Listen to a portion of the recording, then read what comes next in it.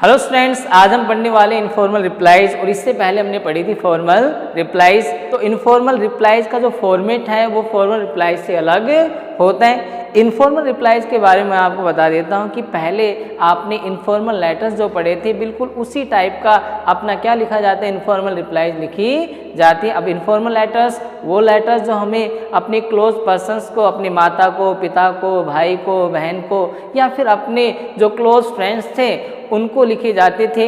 इसी प्रकार के जो टाइप के ऊपर हम क्या लिखने वाले हैं, आज इनफॉर्मल रिप्लाई लिखने वाले हैं। तो इनफॉर्मल रिप्लाई लिखने के लिए हमें कौन कौन सी बातों का पता होना चाहिए, सबसे पहले हमने आज उसको सीखना है। तो देखिए बोर्ड के ऊपर लिखा हुआ है इनफॉर्मल रिप्लाईज, क्लियर। अब आगे हम चलते हैं some points for writing formal replies.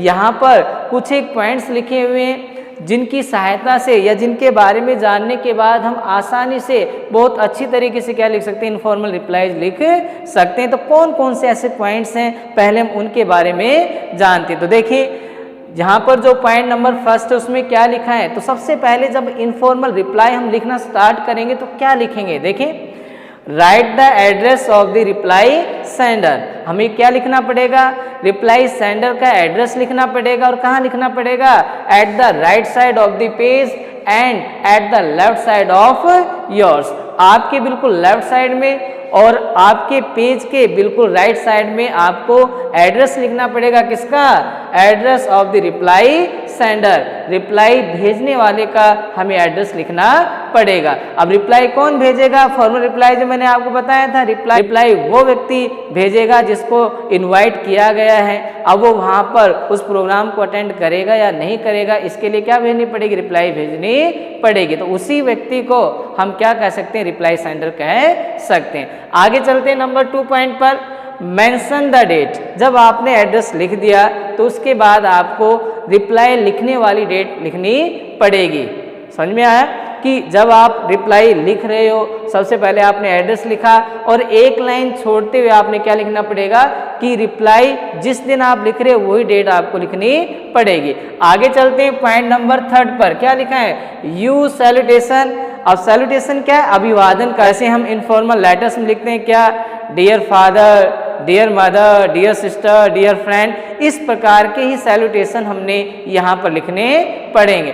अगला जो पॉइंट हम फॉर्मेट में लिखेंगे, अपने इनफॉर्मल रिप्लाई में लिखेंगे, वो क्या होगा, देखें, we have to use only first and second person pronoun. That is very important point of this informal reply. कि इससे पहले जो फॉर्मल रिप्लाई पढ़ी तो उसमें मैंने आपको बताया था we have to mention only third person pronouns. What are the third person pronouns, as you know very well, he, she, it, they, these are the third person pronouns and we have to take these third person pronouns only in formal replies. But now we are talking about informal replies. First and second person pronouns are used in our informal replies. Clear, साफ साफ लिखा है क्या कि only first and second person pronouns को हमने क्या करना है, यूज करना है। अब इससे आगे बढ़ते हैं थोड़ा नंबर 5 में, in the starting of the content body. अब देखें हमने एड्रेस लिखा, एड्रेस के नीचे हमने डेट लिखी, डेट के बाद में हमने सैल्यूटेशन यूज की। क्लियर। अब आगे हम चलते हैं, क्या करेंगे हम, अब अपना कंटेंट बॉडी स्टार्ट हो जाता है, मेन कंटेंट बॉडी स्टार्ट हो जाता है, उसमें क्या करेंगे हम, in the starting of the content body mention thanks. हमने क्या करना पड़ेगा, थैंक्स करना पड़ेगा। थैंक्स किसको करेंगे, दोज हु हैव इनवाइटेड अस, उन लोगों को जिन्होंने, उनके यहाँ कोई समारोह था और उसके ऊपर हमें इनवाइट किया है, हमें इनविटेशन भेजा है। अब हमें इनविटेशन भेजा है तो कौन करेगा रिप्लाई, प्रिपेयर हम करेंगे, हम रिप्लाई सेंडर बनेंगे और हमने थैंक्स करना पड़ेगा उन लोगों का जिन्होंने हमें क्या दिया है, इनविटेशन दिया है। आगे फिर क्या करेंगे, mention the kind of invitation, date, place etcetera. और फॉर्मल रिप्लाईज की तरह ही हमने क्या करना पड़ेगा, भाई इनविटेशन किस इवेंट के ऊपर दिया गया है, क्या समारोह है, बर्थडे पार्टी है, मैरिज पार्टी या फिर दूसरा कोई और समारोह है, उस समारोह का, उस इवेंट का नाम लिखना पड़ेगा यहाँ पर। आगे चलते हैं तो वो कब होगा, वो डेट लिखनी पड़ेगी, वो इवेंट कहाँ पर ऑर्गेनाइज किया जाएगा, वो प्लेस भी हमें वहाँ पर मेंशन करना पड़ेगा। तो कंटेंट बॉडी में इतना करने के बाद बात आती है कि अब आप उस रिप्लाई के अंदर इनविटेशन जो आपको मिला है और आप रिप्लाई लिख रहे हो, तो अब आप इनविटेशन को एक्सेप्ट करते हो फिर रिफ्यूज करते हो। अगर आप एक्सेप्ट करते हैं तो एक्सेप्ट वाली लाइन लिखनी है, और अगर आप उसको रिफ्यूज कर रहे हो, डेक्लाइनिंग कर रहे हो, तो आपने वहां पर डेक्लाइनिंग वाली लाइन लिखनी है। किस प्रकार से, देखें यहाँ पर क्या करना पड़ेगा, साफ साफ लिख रखा है कि इफ द रिप्लाई इज डेक्लाइनिंग और रिफ्यूजल, एक्सेप्ट किया कोई दिक्कत नहीं, लेकिन अगर आप डेक्लाइनिंग कर रहे हो और डेक्लाइनिंग वाली लाइन लिख रहे हो तो आपने क्या देना पड़ेगा, देन गिव अ सुटेबल और सॉलिड रीजन। तो आपने मना करने के साथ साथ भाई आपने मना क्यों किया, इसके लिए एक सॉलिड सा रीजन देना पड़ेगा। आगे चलते हैं। So best wishes from your side, और अगर आप प्रोग्राम को अटेंड नहीं करें तो आप अपनी तरफ से अपनी बेस्ट विशेस उस इवेंट के लिए भेज सकते हैं। आगे अब बात करते हैं रिप्लाई के लास्ट में हमने क्या करना पड़ेगा। तो देखिए पॉइंट नंबर 9 में हमें पता चलता है कि लास्ट में रिप्लाई को जब एंड करेंगे तो किस प्रकार से करेंगे। तो यहाँ पे लिखा है इन द लास्ट, और रिप्लाई के एंड में क्या करना है, at the right corner of the page, page का जो राइट कॉर्नर है, कौन सा कॉर्नर होगा पेज का राइट कॉर्नर, ये होगा। और लास्ट की बात है तो कौन सा होगा, ये होगा राइट कॉर्नर। और लेफ्ट किससे होगा, हमसे, पेज का कौन सा होगा, राइट कॉर्नर।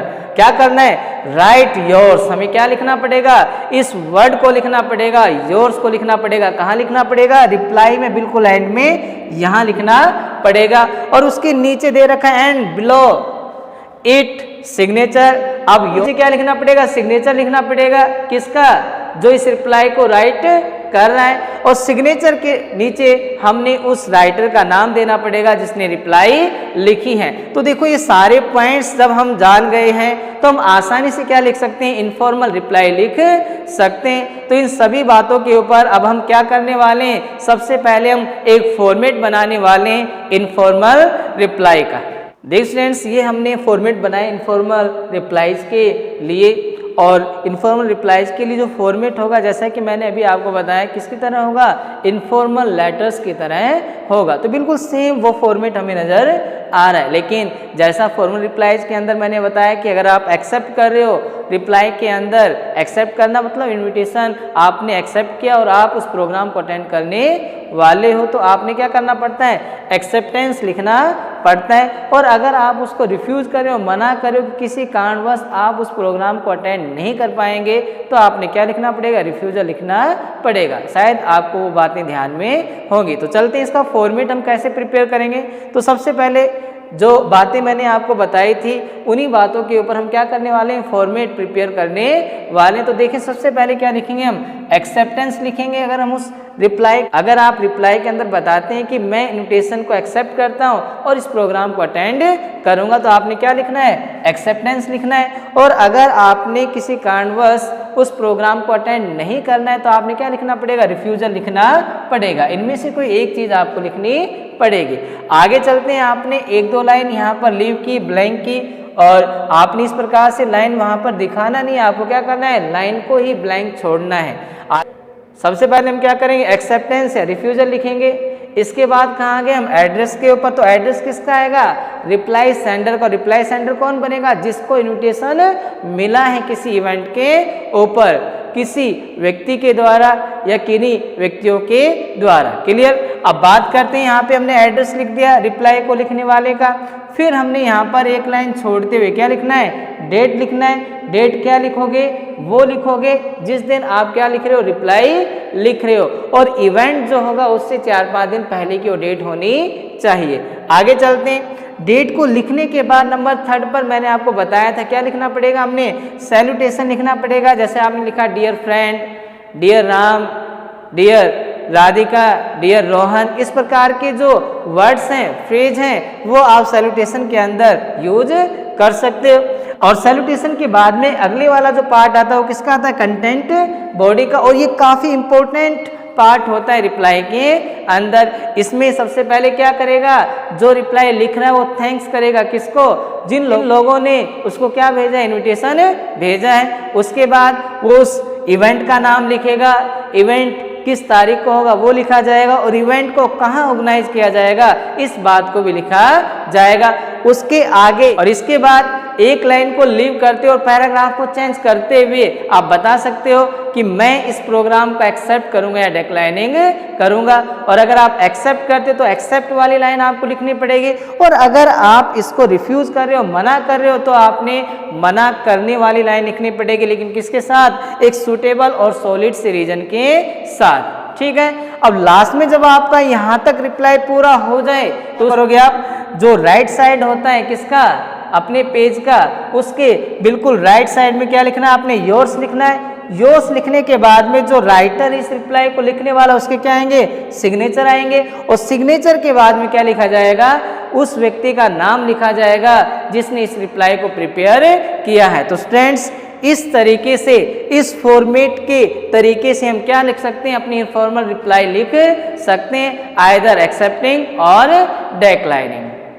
देखिए स्टूडेंट्स, जो हमने अभी फॉर्मेट पढ़ा इनफॉर्मल रिप्लाई का, और कुछ इंपॉर्टेंट पॉइंट्स पढ़े कि कैसे हम एक इनफॉर्मल रिप्लाई को लिख सकते हैं, प्रिपेयर कर सकते हैं, उन्हीं के आधार पर अब हम क्या करने वाले हैं? इनफॉर्मल रिप्लाई प्रिपेयर करने वाले। एक क्वेश्चन आपके बोर्ड के ऊपर दे रखा है, इसको आपने ध्यान से पढ़ना होगा ताकि सारी जो इम्पोर्टेंट इन्फॉर्मेशन हम उसको कलेक्ट कर सकें, और उन्हीं इन्फॉर्मेशन के आधार पर हम अपना इनफॉर्मल रिप्लाई तैयार कर सकें। तो देखिए क्वेश्चन क्या है।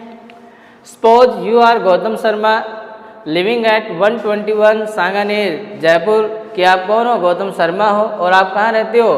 121 सांगानेर जयपुर रहते हो। आगे क्या दे रखा है? You have been invited by Rohit Yadav, और आपको रोहित यादव के द्वारा इन्वाइट किया गया है किस इवेंट के ऊपर? ऑन इज मैरिज पार्टी, उसकी मैरिज पार्टी के ऊपर। ये कहाँ होगी? वेन्यू क्या रहेगा वो भी दे रखा है, एट होटल प्लाजा।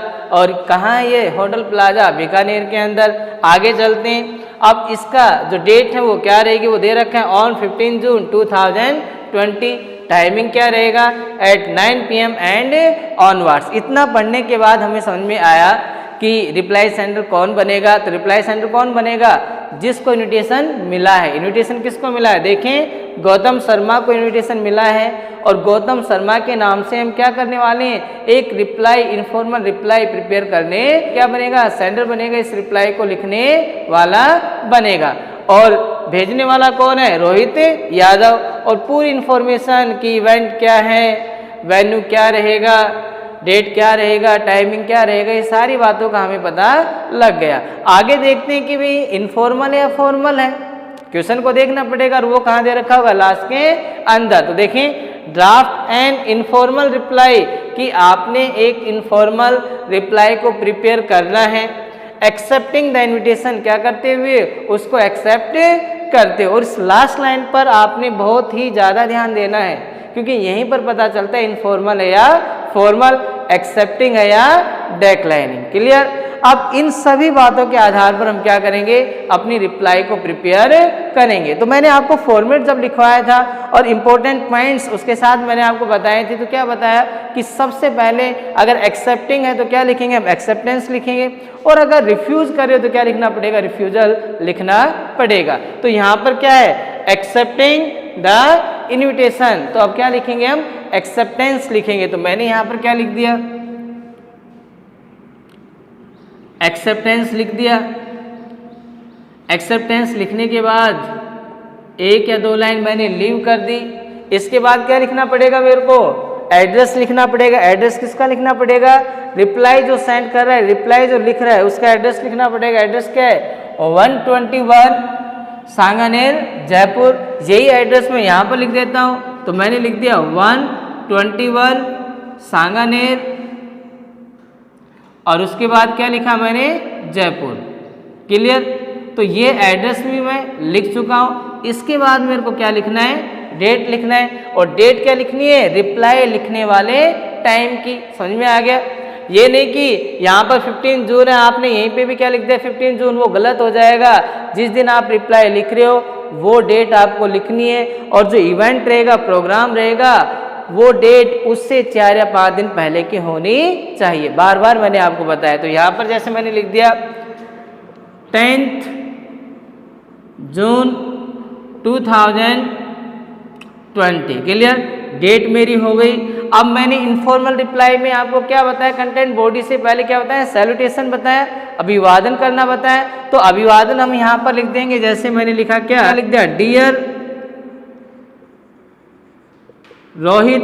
अब ये मेरा क्या हो गया, यहाँ तक एक्सेप्टेंस मैंने लिखा, एड्रेस मैंने लिख दिया, डेट मैंने लिख दी, और जो इस रिप्लाई को रिसीव करने वाला है, जिसने किसको, गौतम शर्मा को इनविटेशन भेजा था, उसका भी हमने अभिवादन यहाँ पर कर दिया, उसके नाम को लेते हुए क्या लिखा, डियर रोहित। इतना करने के बाद अब मेरा जो मेन कंटेंट बॉडी वो स्टार्ट होता है। और कंटेंट बॉडी में हमने क्या करना पड़ेगा, पहले थैंक्स करना पड़ेगा उस व्यक्ति को जिसने हमें क्या किया, इनवाइट किया है। उसके बाद में इवेंट का नाम लिखना पड़ेगा, इवेंट कहाँ होगा, किस डेट को होगा, किस टाइम पे होगा, ये सारी बातें लिखने के बाद लास्ट में हम आ जाते हैं किसके ऊपर, एक्सेप्टिंग के लिए, क्योंकि हमने किसके लिए लिखना है, एक्सेप्टेंस के लिए।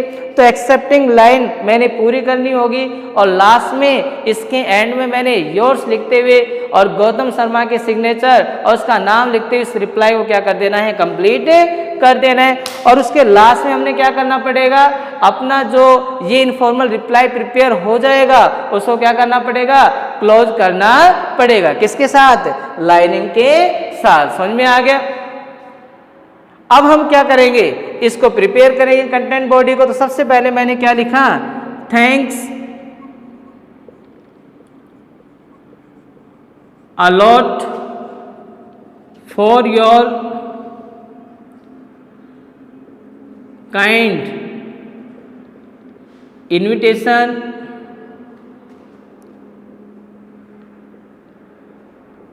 on your marriage party. भाई इवेंट क्या होगा, मैरिज पार्टी, वो हमने लिख दिया। और यहाँ पे क्या लिखा, योर। देखो इसमें फर्स्ट और सेकंड पर्सन प्रोनाउन का ही प्रयोग किया जाएगा, इस बात को आप ध्यान रखना। हमने इवेंट का नाम लिख दिया, इवेंट कहाँ होगा, एट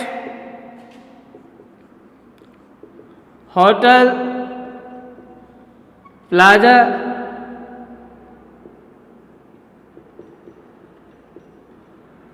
बीकानेर। और कब होगा, डेट क्या होगी वो भी दे रखी है, on 15 June 2020।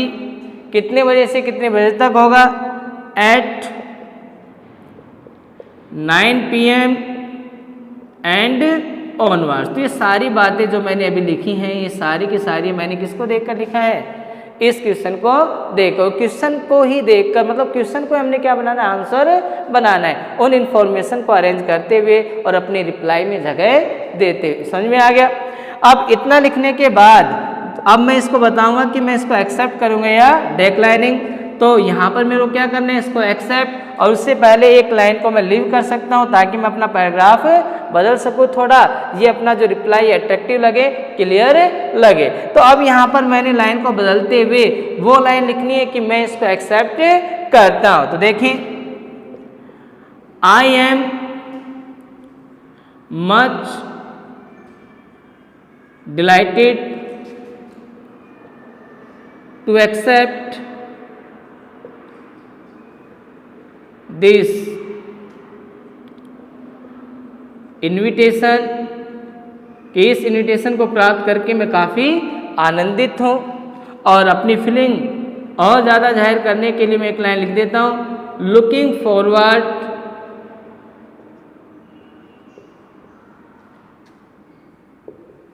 To join you, looking forward to join you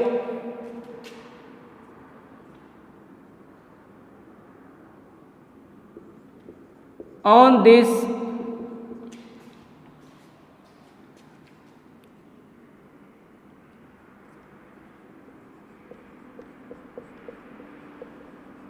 auspicious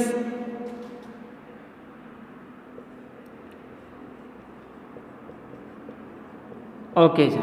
ठीक है, looking forward to join you on this auspicious occasion, कि मैं आपको आपके इस शुभ और मंगल अवसर के ऊपर ज्वाइन करने के लिए बेसब्री से इंतजार कर रहा हूँ। तो यहाँ पर मैंने अपनी फीलिंग भी जाहिर कर दी और लगभग अब अपना जो इनफॉर्मल रिप्लाई है वो कंप्लीट हो जाता है। लेकिन क्या बातें बच गई, हमने योर्स लिखकर सिग्नेचर लिखना है इस रिप्लाई को लिखने वाले का और उसका नाम भी लिखना है। तो इसके लिए मैं पहले यहाँ पर क्या कर देता हूँ, एक लाइन को लीव कर देता हूँ और फिर मैंने क्या लिखा, योर्स, और योर्स लिखने के बाद किसका नाम लिखूंगा, जो रिप्लाई को लिख रहा है, लिख कौन रहा है, गौतम शर्मा।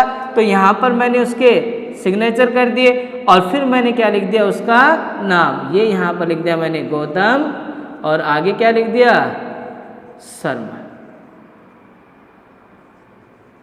ठीक है, तो यहाँ तक लिखने के बाद अपना जो रिप्लाई है ये बिल्कुल क्या हो गया, कंप्लीट हो गया। और एक्सेप्टेंस वाली जो ये ऊपर हमने लाइन लिखी इसको छोड़ते हुए और नीचे तक हमने इसको क्या कर देना है, क्लोज कर देना है। और बता रखा है आपको लास्ट में क्या करने का, लाइंस बता रखा है आपको, बाद में क्या करना है, आपने लाइंस ड्रॉ करनी है इसके चारों ओर और इसको बॉक्स में डाल देना है। तो इस प्रकार से हम क्या लिख सकते हैं, इनफॉर्मल रिप्लाई लिख सकते हैं। अब हम इनफॉर्मल रिप्लाई लिखने वाले रिफ्यूजल के लिए कि आपको एक इन्विटेशन मिला, ठीक है, उस इन्विटेशन को आपने रिसीव किया लेकिन अब आप उस प्रोग्राम को अटेंड नहीं कर पाओगे किसी कारणवश, तो इनफॉर्मल रिप्लाई आपने डेक्लाइनिंग करते हुए, रिफ्यूज करते हुए प्रिपेयर करने हैं। देखिए क्वेश्चन लगभग वही है बिल्कुल, और लास्ट में मैंने सिर्फ एक्सेप्टिंग को क्या लिख दिया, डेक्लाइनिंग लिख दिया है। क्वेश्चन सेम है वही, suppose you are Gautam Sharma living at 121 Sanganer Jaipur. Gautam Sharma जो कि कहाँ रहता है, 121 सांगानेर जयपुर रहता है। You have been invited by Rohit Yadav, और आपको रोहित यादव के द्वारा एक इन्विटेशन मिला है ऑन इज मैरिज पार्टी, किसके ऊपर, उसकी मैरिज पार्टी के ऊपर। कहाँ होगी वो, eight hotel Plaza Bikaner, value ये रहेगा। और ऑन 15 जून 2020 कब होगी, किस डेट को होगी, ऑन 15 जून 2020, और टाइमिंग क्या रहेगा, एट 9 PM एंड ऑनवर्ड्स। बिल्कुल वो कि वो इन्फॉर्मेशन हमारे पास है, लेकिन लास्ट में क्या लिखा, draft and informal reply declining the invitation, कि आपने एक इन्विटेशन जो रिप्लाई है वो प्रिपेयर करनी है, लेकिन अब एक्सेप्टिंग के लिए नहीं, डेक्लाइनिंग करते हुए। अब डेक्लाइनिंग के लिए लिखना है तो हम स्टार्ट करते हैं अपनी इनफॉर्मल रिप्लाई, और डेक्लाइनिंग के लिए लिखना है तो सबसे पहले हम क्या लिखेंगे, एक्सेप्टेंस की जगह क्या लिखेंगे, रिफ्यूजल लिखेंगे। तो यहाँ पे हमने लिख दिया क्या, रिफ्यूजल। फिर एक और दो लाइन लीव करते हुए अब हमें क्या करना पड़ेगा, एड्रेस लिखना पड़ेगा, किसका, गौतम शर्मा का, क्योंकि रिप्लाई को लिखने वाला यही है। तो एड्रेस क्या है, 121 और वो ही सांगानेर, और नीचे क्या लिख दिया हमने, जयपुर। फिर हमने एक लाइन लीव करी और फिर क्या करना है, हमने अब डेट लिखनी है, डेट 15 जून कोई इवेंट रहेगा। फिर मैंने यहाँ पर डेट क्या लिख दी, 4-5 दिन पहले क्या लिखा, 10 जून 2020। समझ में आया। इतना लिखने के बाद अब मेरे को क्या लिखना पड़ेगा, अभिवादन करना पड़ेगा, सैल्यूटेशन लिखना पड़ेगा। तो मैंने लिखा डियर, और इन्विटेशन हमको किसने भेजा था, रोहित यादव ने। मैंने लिख दिया डियर रोहित, क्योंकि यही क्या करेगा, इस रिप्लाई को रिसीव करेगा, डियर रोहित। इसके बाद फिर एक लाइन हमने क्या करनी है, लीव करनी है। समझ में आ गया। लाइनिंग इसलिए लीव की जा रही है कि ताकि आपका जो रिप्लाई है वो क्लियर नजर आए, थोड़ा अट्रैक्टिव नजर आए। समझ में आ गया। इतना लिखने के बाद मेरा जो कंटेंट बॉडी है वो स्टार्ट हो जाता है, और उसी की तरह मैंने यहाँ से स्टार्ट कर दिया थैंक्स करते हुए, thanks a lot for your kind invitation on your marriage party. कहाँ होगी, at hotel Plaza Bikaner. Date क्या रहेगी, on 15 June 2020।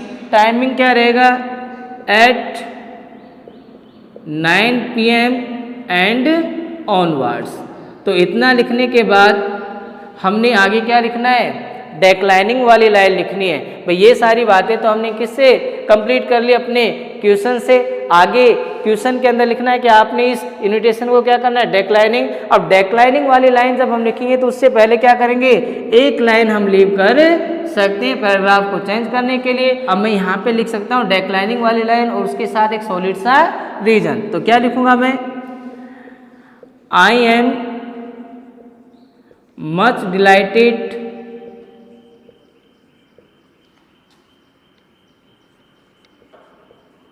to receive this invitation, but unable to attend this party as I have to attend my cousin brother's marriage on the same date and at the same time. तो देखो यहाँ पर उसने डेक्लाइनिंग किया है, refuse किया है, लेकिन रिफ्यूज करते हुए उसने एक रीजन भी दिया है। क्या, I am much delighted to receive this invitation, कि आपका इन्विटेशन प्राप्त करके मैं काफ़ी खुश हूँ, काफ़ी आनंदित हूँ। But unable to attend this party, लेकिन मैं इस पार्टी को अटेंड करने के लिए अयोग्य हूँ। क्यों हूँ, एज क्योंकि I have to attend my cousin brother's marriage, कि मुझे अपने कजन ब्रदर की जो मैरिज है उसको अटेंड करना है। ऑन द सेम डेट, उसी सेम तारीख के ऊपर, and at the same time, और उसी सेम टाइम के ऊपर। तो वो इस बात को बताते हुए, इस रीजन को बताते हुए क्या कर रहा है, अपने इन्विटेशन को क्या कर रहा है, डेक्लाइनिंग कर रहा है। तो डेक्लाइनिंग करने के बाद और एक सॉलिड सा रीजन देने के बाद अपना जो ये लगभग इनफॉर्मल रिप्लाई है ये क्या हो जाता है, कंप्लीट हो जाता है। लेकिन मैंने आपको बताया कि आप अगर वहाँ पर नहीं जा रहे तो अपनी विशेष वहाँ पर आप रख सकते हो प्रोग्राम के लिए। तो वो विशेष हम यहाँ पर बता सकते हैं। एक लाइन फिर हम क्या कर सकते हैं, लीव कर सकते हैं। देखें,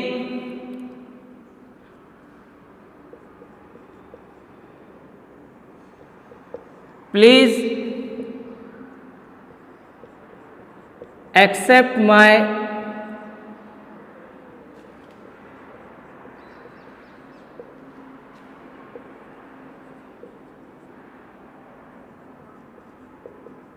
heartiest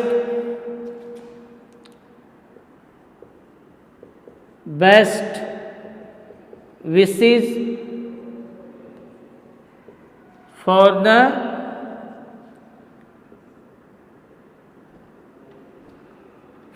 every success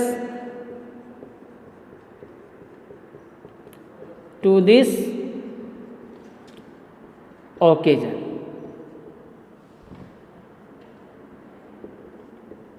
to this occasion, कि कृपया आप मेरी जो हार्टली और हार्टिएस्ट बेस्ट विशेज हैं, हृदय से निकली हुई जो अच्छी विशेज हैं, किसके लिए, प्रोग्राम की अच्छी तरीके से कंप्लीशन के लिए, उनको आप क्या करें, एक्सेप्ट करें। या आपने विशेष दे दी और इसके बाद एक लाइन को आप लीव करते हुए क्या करेंगे, अब योर्स लिखेंगे।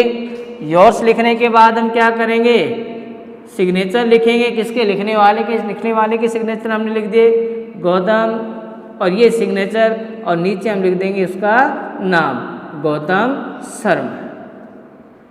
ठीक है, इस प्रकार से हमने इनफॉर्मल रिप्लाई कंप्लीट कर ली। और वो किसके लिए, डेक्लाइनिंग के लिए, रिफ्यूजल के लिए। हमने एक सॉलिड सा रीजन भी दिया।